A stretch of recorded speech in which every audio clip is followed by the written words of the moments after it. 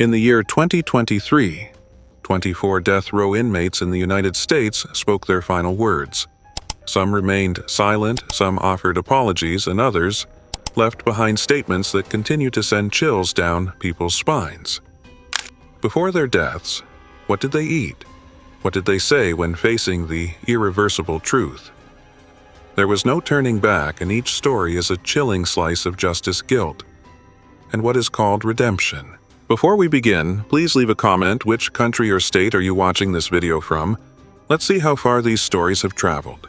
Because now we are stepping into a place where time stands still and death is the only thing that cannot be appealed. First, Amber McLaughlin, Missouri, St. Louis, Missouri.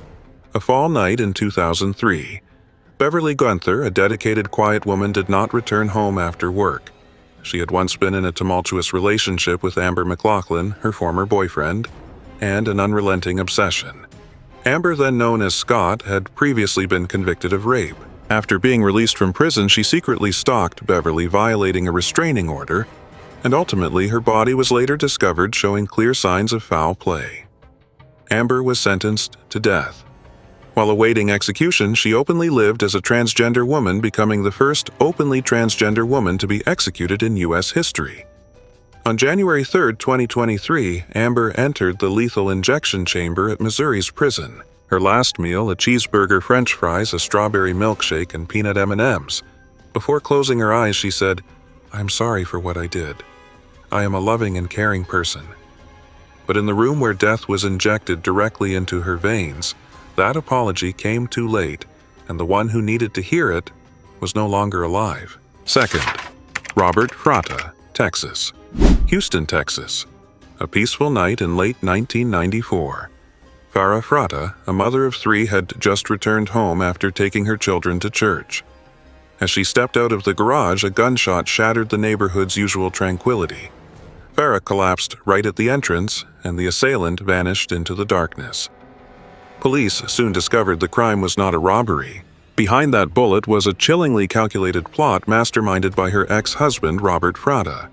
A former public safety officer, unable to bear losing custody of his children and facing divorce costs, Robert had hired two strangers to sever all ties, in the most brutal way. The case shocked the public. Robert was sentenced to death. But for nearly 3 decades afterward, he remained cold, unrepentant, and never admitted guilt. In early 2023, the sentence was carried out. Robert entered the execution chamber at Huntsville Prison, Texas. He did not choose a special last meal, just had the standard inmate meal for the day. When asked for final words, Robert declined. No apology, no tears, and not a word for his 3 children who had lost their mother, and now also their father. Third, Scotty Zember, Oklahoma. Deep Fork, Oklahoma, an October afternoon. Kathy Biggs had just reported her ex-boyfriend for violating a no-contact order. She had no idea that decision would lead to a series of tragedies that this small town would never forget. Scott Eisenberg, a man with a troubled mind and simmering rage, had planned revenge. But when he broke into the house across from Kathy's to wait for her things, quickly spiraled out of control. The elderly couple living in that home became his first victims. Then, chaos spread with more people injured, chased, and their lives threatened. In one night of madness, Scott was captured after days on the run. In court, his actions were deemed especially cruel. A death sentence was handed down, closing a chapter filled with blood and tears. In early 2023, after 18 years on death row, Scott was taken to the lethal injection chamber at Oklahoma State Penitentiary. His last meal was a medium-rare ribeye steak accompanied by 2 servings of french fries, perhaps the only gentle thing in the brutal final days of his life. Scott's final words: "I'm at peace, my conscience is completely clear. I love my children." A strangely calm farewell, but his peace is something the elderly neighbors who once affectionately called him by name may never feel again. Fourth, Wesley Ruiz, Texas. Dallas, Texas, a March afternoon. A gray-red Chevrolet Caprice sped through traffic, catching the attention of 2 detectives. They suspected it might be linked to a murder under investigation, so they decided to follow it. When the patrol car switched on its lights, the Caprice didn't stop. Instead, it accelerated, triggering a high-speed chase through several neighborhoods. When the car lost control and stopped near a fence, Officer Mark Nix, leading the pursuit, approached the vehicle and tried to smash the passenger side window. At that moment, a bullet fired from inside. It pierced the window, shattered on Mark's badge, and severed his carotid artery. The young officer collapsed, while the gunman Wesley Ruiz was arrested on the spot. The incident sparked outrage in Dallas. Ruiz was sentenced to death for killing a law enforcement officer, one of the most serious charges in the Texas justice system. In early February 2023, the sentence was carried out at Huntsville Prison. Wesley was not given a special meal. He received the same food as all death row inmates that day. Before closing his eyes, he gave his final words, "I'm sorry to Officer Mark Nix's family. I hope this brings closure. To my kids, be strong and make your dad proud. Don't worry about me. I'll be okay." A kind farewell, but not enough to ease the pain of a single bullet that took the life of a community protector. 5th, Leonard Taylor, Missouri. Jennings, Missouri. Early December. House number 5924 in the suburbs fell strangely silent for days. Mail piled up at the door. Inside, the TV was still on and the air conditioning was set to a chillingly low temperature. When police forced their way in, they uncovered a horrifying scene. Angela Rowe and her 3 children, aged 10, 6, and 5, lay lifeless, showing no signs of life. All had been shot in the head. The estimated time of death was more than 2 weeks prior. Angela's boyfriend Leonard Taylor had left Missouri shortly after she went missing. But before fleeing, he made a phone call to a relative and accidentally revealed the truth. "I killed Angela and the kids too." Leonard was arrested in Kentucky. During a trial that stretched over years, he continuously denied all charges despite overwhelming evidence, a confession, and witness testimony, all pointing in one direction. In the end, the court sentenced him to death for 4 lost lives. In early February 2023, Leonard Taylor entered the execution chamber at Missouri's prison. His last meal was a seafood platter, a cheeseburger, French fries, cheesecake, and vanilla ice cream, as if a final feast before the end. Taylor gave no spoken statement. Instead, he left a letter quoting the Quran, ending with the line, "Death is not your enemy, it is your destiny. Embrace it with peace." But can someone who chose to end an entire family truly understand what destiny means? 6th, John Balentine, Texas. Amarillo, Texas, a night in early 1998. 3 teenage boys were sound asleep in a small suburban home. No one could have predicted that death would arrive so quietly, so brutally. John Balentine, a man who once dated the sister of one of the teens, silently broke into the house. He brought a gun, and within minutes, all 3 boys aged 17 and 15 would never wake up again. The case shook Texas. Balentine was sentenced to death not only for his actions, but for what prosecutors claimed was a racially motivated crime. However, during his time on death row, his attorneys filed repeated appeals, arguing that the original trial was biased and flawed. All were denied. In early February 2023, the sentence was carried out at Huntsville Prison. John did not request a special final meal. He ate the same food as other inmates. His last words were, "I thank everyone who supported me. I'm sorry for the wrongs I've done. I ask for forgiveness. I'm ready." A gentle goodbye, seemingly remorseful. But for the 3 families who lost their sons overnight, forgiveness may forever remain out of reach. 7th, Donald Dillbeck, Florida. Tallahassee, Florida. A sweltering afternoon in 1990. A middle-aged woman sat in her car waiting for a relative to come out of the mall. She didn't know the man approaching from behind had escaped custody days earlier, carrying a small knife and a cruel intent. That woman was Faye Van. The attacker, Donald Dillbeck, had escaped from a community work program where he was serving time for a past crime. But that past was far from minor. Donald was involved in the death of a police officer at a very young age. And now, he had drawn blood again, stealing a car and taking an innocent life. He was arrested shortly after. Donald was sentenced to death, bringing an end to a nearly 2-decade-long path of crime. In February 2023 at Florida State Prison, the sentence was carried out. His final meal was a lavish spread, fried shrimp mushrooms, onion rings, butter pecan ice cream, pecan pie, and a chocolate bar, almost a farewell feast. Before closing his eyes, Donald said, "I know I hurt people when I was young, but Ron DeSantis and people like him, they can go to hell." A final statement filled with anger, not for the victim, but for politics. And even if those words startled some, the woman who died that day will never return. 8. Gary Green, to Texas. Dallas, Texas, an ordinary evening inside a small suburban home. Lavata Armstead, mother of 3, had just written 2 letters, one for her husband Gary announcing their separation, and one for her children. Gary read them with burning eyes. Then he wrote a response, a dark declaration. 5 people will die tonight, including me. In a moment of grim impulse, Gary grabbed a knife. Lavata and her 6-year-old daughter Jasmine stood no chance. Her other 2 children, 2 boys, miraculously survived when Gary changed his mind and left them a message, "Call 911 when I'm gone." Gary was arrested that same night. The trial followed soon after, ending in a death sentence. During his years on death row, he often spoke of faith and remorse, though he never sought clemency.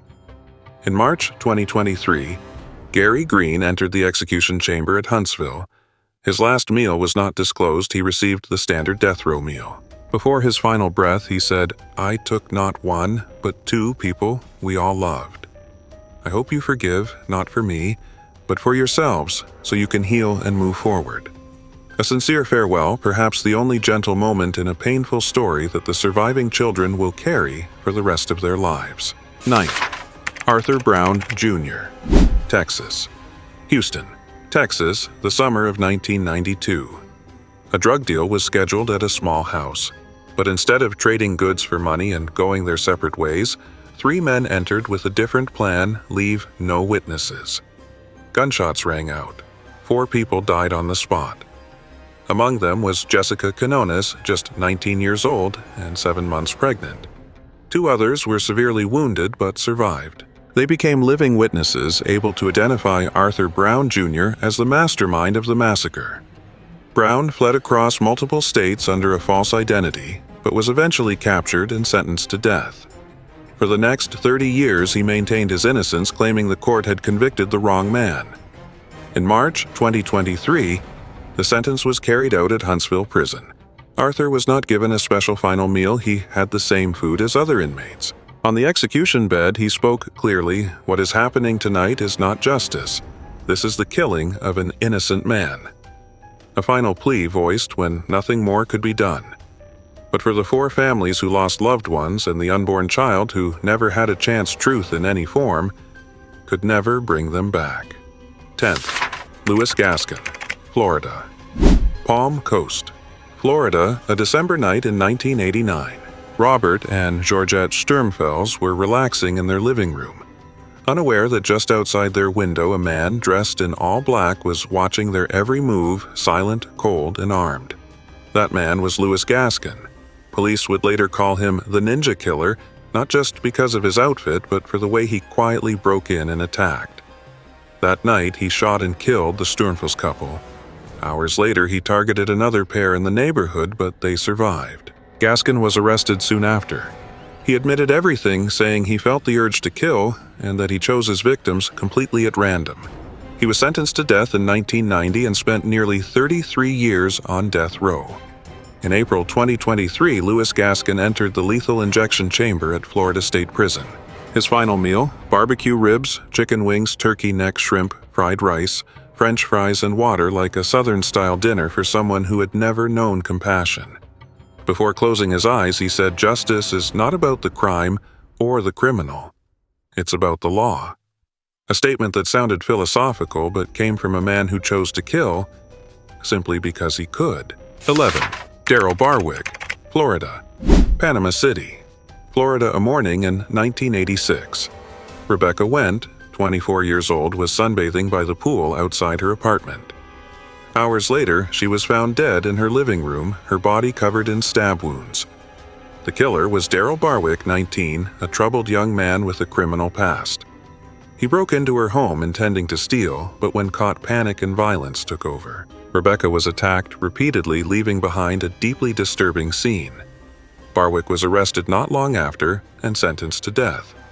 He spent the next 37 years in prison filing appeal after appeal, but what was left at the scene that day could not be erased. In May 2023, the sentence was carried out at Florida State Prison. His final meal, fried chicken, macaroni and cheese, black beans, rice, cornbread, Coca-Cola, and ice cream. Simple foods, yet the last of a deeply flawed life. Darryl's final words. I can't explain why I did it. I'm sorry to the victim's family, a late apology from someone who did the unforgivable and couldn't explain why. 12th, Michael Tisius, Missouri, Huntsville, Missouri. In the middle of the night, a young man walked into the local jail, a hidden gun tucked into his clothing. Moments later, 2 officers lost their lives in a sudden violent confrontation. Michael Tisius was only 19. His motive to break a friend out of jail. But after the murders, he couldn't unlock the cell. The escape failed, and he became a killer. Michael was arrested shortly afterward and sentenced to death. For the next 22 years, he spent his time reading, writing letters, and creating art. Many described him as a changed man. But none of that changed the sentence.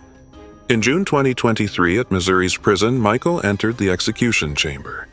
His last meal was rather teen-like: 2 bacon cheeseburgers, both regular and curly fries, and a chocolate milkshake. Michael's final words: I really tried to become a better person. A simple, unembellished line. But the only thing he had left to offer a world where 2 families would never again see their loved ones. 13th, Duane Owen, Florida, Delray Beach, Florida. An early summer night in 1984, 14-year-old Karen Slattery was babysitting at a familiar home in the neighborhood. Around 10 p.m., she called her mom, for the last time, her voice calm, untroubled. Just hours later, she was dead. The killer was Duane Owen, a man with a disturbing pattern of repeated crimes. He had previously murdered a woman with a hammer, and now he left another family shattered. After the killing, he tried to cover his tracks. But DNA and footprints at the scene exposed everything. Sentenced to death in 1984, Duane spent nearly 39 years on death row. During that time, he gave multiple confessions and denials about past crimes. In June 2023, the sentence was carried out at Florida State Prison. His final meal, a bunless burger, onion rings, strawberry ice cream, a vanilla milkshake, and coffee, a strangely mismatched meal for one's final moment. Before the injection, Duane said nothing. No apology, no explanation. Silence. Perhaps the only thing he left for his victims and the living. 14th, Jermaine Cannon, Oklahoma. Tulsa, Oklahoma. A small apartment in a quiet neighborhood. Inside 20-year-old Sharonda Clark, a young mother lay motionless. She had been stabbed and died at the scene. Her 2 small children were still in the home, witnessing a horror no child should ever face. The killer was Jermaine Cannon, who had recently escaped prison after a previous assault conviction. He claimed Sharonda attacked him first, but the scene, the witnesses, and the silence of the children told another story. Jermaine was sentenced to death. For 27 years, he cited mental health and faith right up to his final day. In July 2023, the sentence was carried out at Oklahoma State Penitentiary. His final meal, chicken breast, sliced beef brisket, French fries, beans, cherry cobbler, and ginger ale, a strangely sweet meal for a bitter evening. Jermaine's final words: I believe in God and I have been saved. A quiet faith closed a violent life. But whether that salvation is enough for the children who still live with the memory remains a haunting question. 15th, James Barber, Alabama. Huntsville, Alabama, a small home in the suburbs. 75-year-old Dorothy Epps, a former nurse loved by her neighbors, lived alone until one night she became the target of someone she once knew. James Barber, a handyman who had worked in the neighborhood, broke into her home, assaulted her, and fled the scene after taking personal belongings. When arrested, he admitted what he had done, saying he had lost control. James was sentenced to death in 2003. Nearly 20 years later, he kept in contact with the victim's family, wrote letters, prayed, and accepted his sentence without protest. In July 2023, at Holman Correctional Facility, the sentence was carried out. His final meal was a Southern-style plate, a Western omelet, spicy sausage, hash browns, toast, and coffee, simple like the words he left behind. James said, "I forgive what's about to happen. To the Epps family, I love you. I'm sorry for everything. Words just aren't enough." An earnest, even humane ending. But no matter how sincere the remorse, it could never bring back the elderly woman who once trusted him. 16th, Johnny Johnson, Missouri. Valley Park, Missouri. A quiet summer morning in 2002, 6-year-old Casey Williamson had just finished breakfast and was playing in the kitchen. In the brief moment her father looked away, she disappeared. The entire town joined the search. But the heartbreaking truth lay less than a mile away in an old abandoned glass factory. There, Casey's body was found hidden under weeds and stones. The killer was Johnny Johnson, a man once trusted by the family, known to them, and with a history of mental illness. After fleeing, Johnny was caught and charged with murder. He did not deny it. But in court, he suddenly declared himself a vampire and claimed to hear voices in his head. The trial ended with a clear verdict: death. In August 2023, Johnny Johnson entered the execution chamber at Missouri's prison. His final meal, a bacon cheeseburger, curly fries, and a strawberry milkshake, a meal like a child's if one didn't know what he had done. Before the final moment, he said, "I'm sorry to the victim's family." Then lifted his head, looked forward, and uttered his last words, "I am a vampire." A final statement with no remorse, only chilling confusion for those who knew who Casey truly was. 17th, James Barnes, Florida. Melbourne, Florida, an April night in 1988. Patricia Miller, a nurse who lived alone, was getting ready for bed when a stranger broke in. He robbed her, committed multiple violent acts, and attempted to destroy evidence, and vanished without a trace. The case went cold. But over a decade later, during a strange confession while serving time for another murder, James Barnes wrote a letter to authorities detailing Patricia's murder with chilling precision. He later confessed to 2 more killings that had never been discovered. Then he asked to be executed, waiving all appeals. In August 2023, the sentence was carried out at Florida State Prison. James declined a final meal. He requested nothing special, and he left behind no final words. A life ended in silence. But every act, every confession has left echoes that will haunt American criminal history for years to come. 18th, Anthony Sanchez, Oklahoma. Norman, Oklahoma. The winter of 1996. Julie Buskin, 21 years old, had just completed her university program. She was about to drive home to celebrate graduation. But at a parking lot near Lake Stanley Draper, she vanished. The next day, her body was found by the shore, bearing wounds too painful to describe. The case stretched on for years. DNA evidence matched Anthony Sanchez, a man already in prison for theft. He was sentenced to death in 2006. But even in his final years, Anthony insisted he was innocent. In letters and interviews, he claimed his father was the true killer. The father later died by suicide before any confession could be confirmed. In September 2023, the sentence was carried out at Oklahoma State Penitentiary. His final meal, fried meat okra, mashed potatoes, apple pie, and ice cream, a comforting meal like a family dinner, served as a farewell. Anthony's last words, "I am innocent. I did not kill anyone." It was not an apology. It was the declaration of a man who held on to his truth until the very end. But was the truth buried with him? Or is it still waiting for someone to uncover? 19th, Michael Zack, Florida. Pensacola, Florida, the summer of 1996. In less than 24 hours, 2 women were brutally murdered after meeting the same man at a local bar. They didn't know that the smiling man across the glass was death wearing a human face. That man was Michael Zack. When arrested, he confessed to everything from the first words exchanged to the moment each woman lay in the dark, and he walked away as if nothing had happened. 2 trials, 2 death sentences for 2 lives lost.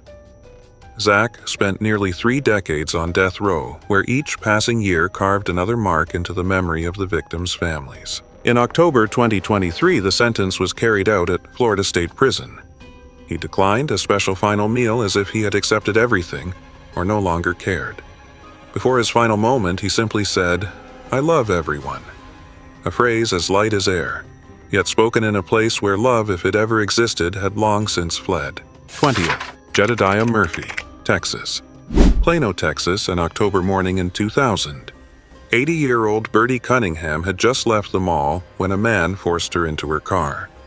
He later shot her and dumped her body in a shallow creek. Then he drove off, used her credit card to buy alcohol, and gave toys to his relatives. As if nothing had just happened. That man was Jedidiah Murphy, a repeat offender with a history of mental illness.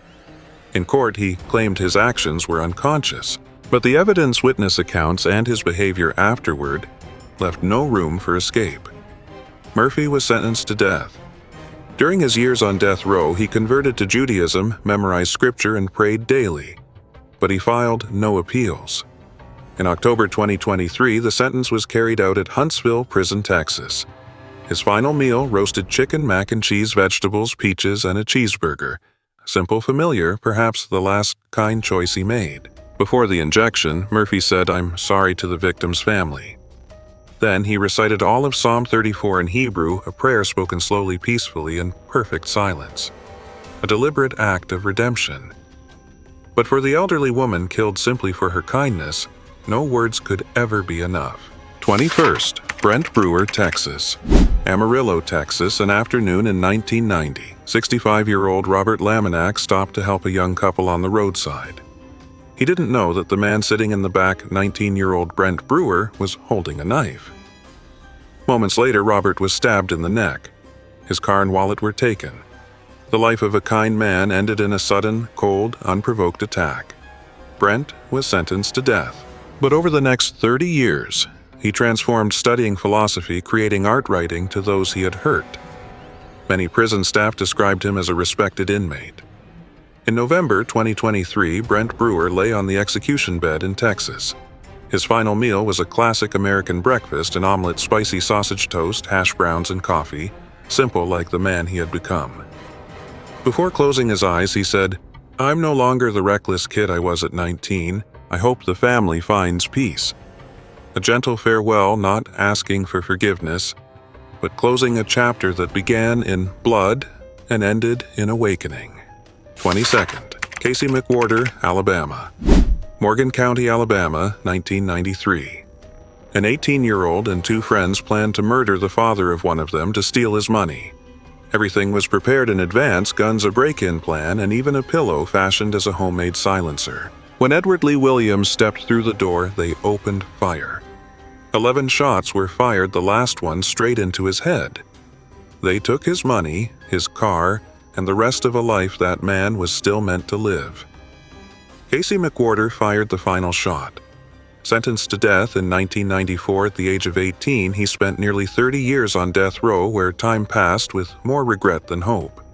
In November 2023 at Holman Prison, the sentence was carried out. His final meal was unexpectedly simple. A can of peach Sunkist and a few Turtles chocolates like a teenager still hiding inside the man about to leave this world. Before his final moment, Casey said, "I'm sorry to the victim's family. I love you, Mom. And to the man carrying out this execution, I haven't forgotten who you are."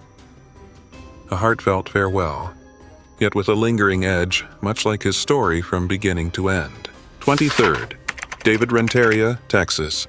El Paso, Texas, November 2001. While the city was buzzing with holiday cheer, 5-year-old Alexandra Flores was abducted from a Walmart parking lot. Just hours later, her remains were found in an alley under tragic circumstances. David Renteria, previously convicted of child abuse, was caught after security cameras showed him leaving the store with the girl. The evidence was undeniable, her blood in his car and his fingerprints on the plastic bag used to suffocate her. The case shook the state. A death sentence followed soon after. In November 2023 at Huntsville Prison, Texas, David entered the execution chamber. He did not request a special meal, he ate what all death row inmates were served that day. His final words were, "I'm sorry for everything. And to those who called for my execution, I forgive you." A seemingly remorseful statement, But for the girl's parents, what meaning could forgiveness hold when their daughter would never grow up? 24th, Phillip Hancock, Oklahoma City, 2001. Inside a small house in the middle of the night, a confrontation broke out between Phillip Hancock and two men from the drug world. Minutes later, both men were dead killed by close-range gunfire. Phillip claimed it was self-defense, that he had been ambushed. But the evidence, conflicting testimonies, and one surviving witness convinced the jury otherwise. A death sentence was handed down after a tense trial. During nearly 20 years on death row, Phillip never changed his stance. "I was set up." He married while in prison, painted red, and wrote to innocence advocacy groups. In November 2023 at Oklahoma State Penitentiary, Phillip entered the execution chamber. His final meal was simple yet meaningful to him: a bucket of KFC fried chicken drumsticks only, and a can of root beer. Before closing his eyes, he said, "I am innocent. The people who convicted me are cowards and dishonorable." Not a plea, not a prayer, just resistance to the very end from a man who claimed injustice even in his final breath. 24 executions, 24 scheduled deaths. They were once criminals, but also once children, once loved, once afraid. Some felt remorse. Some insisted they were innocent, and some chose silence. We've seen their final meals small, humble. We've heard their final words, sometimes a soft apology, sometimes a cold denial. But beyond those execution chambers lies a question with no easy answer. Is death truly justice, or just an ending that helps us feel safer? Thank you for staying until the end. And what do you think, has justice truly been served?